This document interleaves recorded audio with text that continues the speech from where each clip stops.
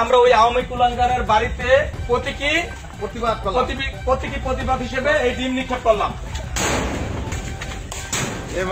New ইয়র্কে অন্তর্বর্তী সরকারের প্রধান উপদেষ্টা ডক্টর মোহাম্মদ ইউনূসের সফর সঙ্গীদের উপর ডিম নিক্ষেপের ঘটনাকে কেন্দ্র করে শরীয়তপুর উত্তেজনা ছড়িয়েছে।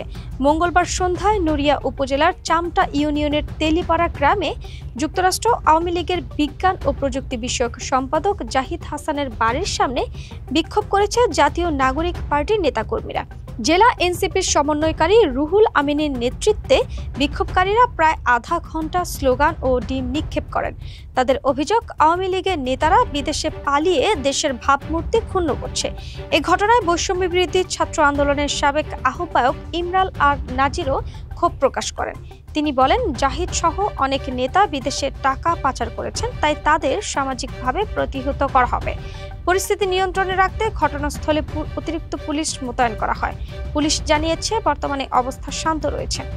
উল্লেখ্য, নিউ ইয়র্কে 22 সেপ্টেম্বর আক্তার হোসেন ও তাসনিম জারাকে লক্ষ্য করে ডিম নিক্ষেপ ও কটূক্তির অভিযোগ ওঠে জাহিদ হাসানের বিরুদ্ধে।